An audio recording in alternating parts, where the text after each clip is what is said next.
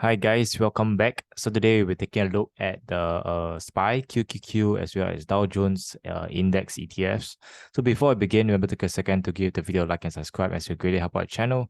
Without further ado, let's first start off with the SPY ETF.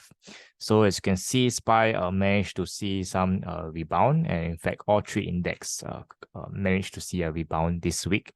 But this is pretty much as of no surprise. You can see that based on the March 2020 lows and the recent high from 218 to a high of 479 levels, SPY actually saw this critical Fibonacci support at 50%, 349 levels. We hit 348 and we saw a pretty good and decent bounce for now. So where exactly are the resistance to watch out for? You can see that this blue conversion line acted as a temporary resistance, and this red baseline also acted as a strong resistance for 3 days, and we actually managed to punch it above it on just yesterday and on Friday. So we can see that the next resistance to watch out for from the recent swing of 348 to a recent high of 411. We are currently at this 38.2% at 372 levels. If we can punch up further, then 379 and 387 is the next two resistance to watch out for SPY. In the event that we break down this 348, then potentially things will start to turn very ugly as well. Support will be around this 361 levels, which is this blue conversion line.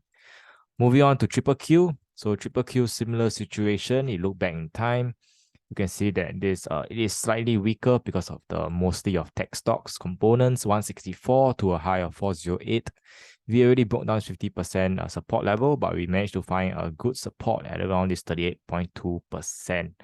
And we hit around 254 levels, and we saw a pretty strong rebound. But for now, you can see that we are barely above this rate baseline, and still acting as a pretty strong resistance for now. Support will be around 265, and if we will break down that 265, then we may potentially retest these 254 levels. Currently, we are at this 38.2%, similar to SPY at 275 levels. If you can break out further, then 282 and 289 would be the next two resistance to watch out for. Last but not least, we have this Dow Jones Industrial Average ETF. You can clearly see that it is compared to SPY and NASDAQ. QQQ, it is slightly stronger. We broke down this 61.8%, but we did not test this 50% at 275. At 286, we saw some buyers already stepping back in. If you look closely, we also have this gap, and apparently this gap was also filled. So we saw a strong bounce, and the bounce was obviously stronger than NASDAQ and SPY. So looking at this support level, it will be this blue conversion line and red baseline at around 298 levels. So hopefully that will hold. If not, then potentially retesting back 286 levels.